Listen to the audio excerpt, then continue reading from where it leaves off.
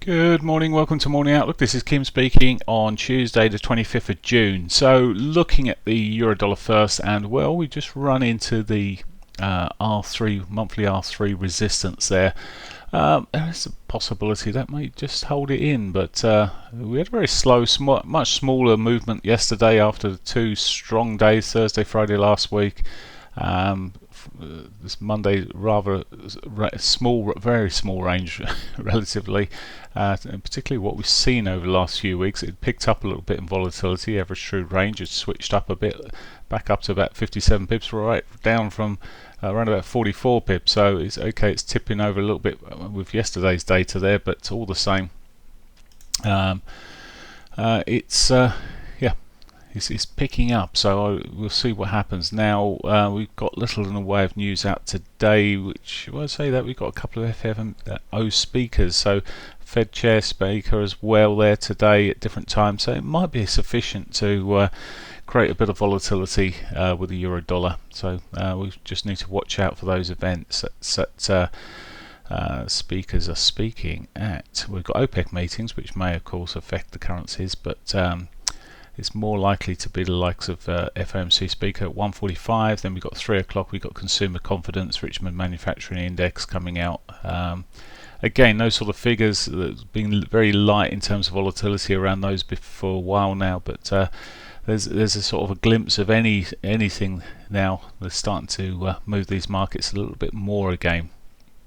Okay, so that's where we are. Euro dollar into that R3. Will it roll over a bit more? Well, there's a bit of divergence across the highs. It's got an untouched daily pivot, which is about 5 pips away or less. May have come through. I'm just sort of looking towards a sort of 60.50 maybe. And of course we've still got the weekly pivot at 1309 or 1310 area, which we could see price working its way down to as we go through the week.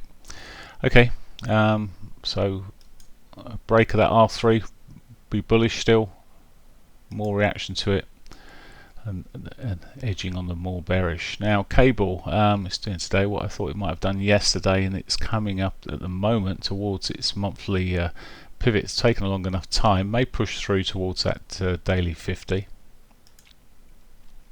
Arguably there's probably divergence creaking across some of these highs as we're moving through between this current move. There's a little bit of divergence but no resistance at the moment, so maybe as it hits that monthly pivot we see the resistance, but I was expecting this almost to happen yesterday after it broke through.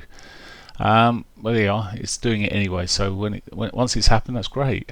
So it is still pushing in the upward trend, as is the euro, so you've got to bear that in mind in terms of these retracements. Sometimes they will be a bit deeper, but cable looking, it may react off the it'll be its daily R2 just above there as well, pushing up strongly at the moment though. Dollar yen,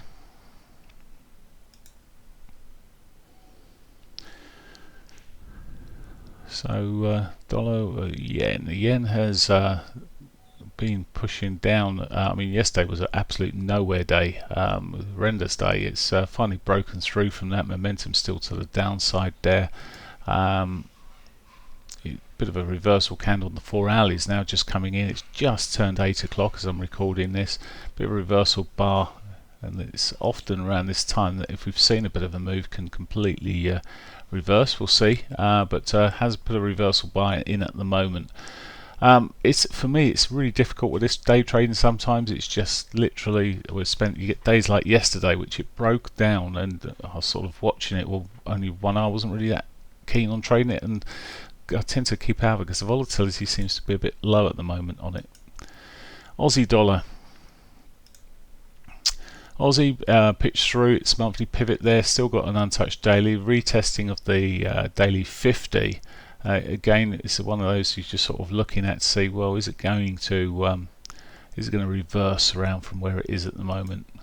looking for the clues to tighten down the time frames, but there's no divergence on the RSI MACD, but there is a bit of divergence on the RSI there.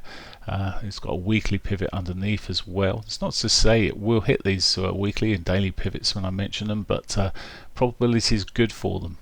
We've got quite a wedge sitting there on the 60-minute. Maybe if it breaks to the back below that monthly pivot, that strong black line there at 69.54, if it breaks below that, maybe have a bit more of a retrace and a bit of a correction.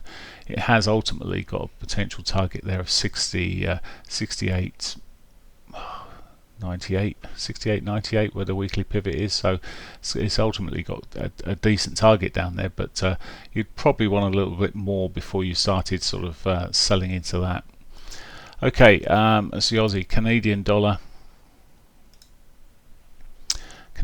nice movement here. It's benefited largely from the price of oil pushing up there to the $55 on the Western Texas oil.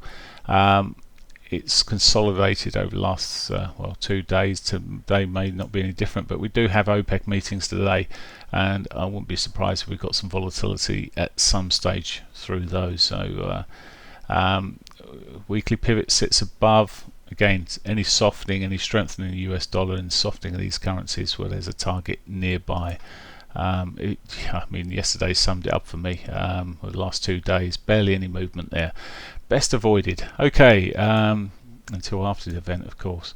Let's look at the S&Ps.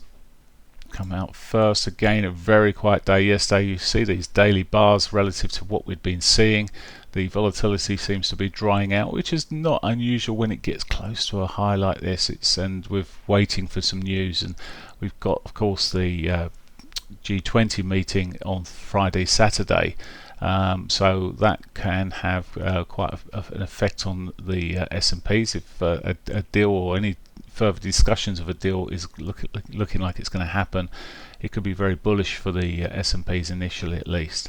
So still waiting to see if it pushes up to that 3,000 mark. Well, it's got the weekly pivot just below. It may just carry on just edging over towards it. It's sort of yesterday I looked at it and I just couldn't bring myself to trade in it, and it's okay. This morning it's just literally pitched out over a little bit more, but don't really want to be selling against what was a nice strong, generally decent moves up, but it's got spiky and a bit ugly where it's sitting here on this 60-minute time frame. Maybe it's still got a bit more downside towards that weekly.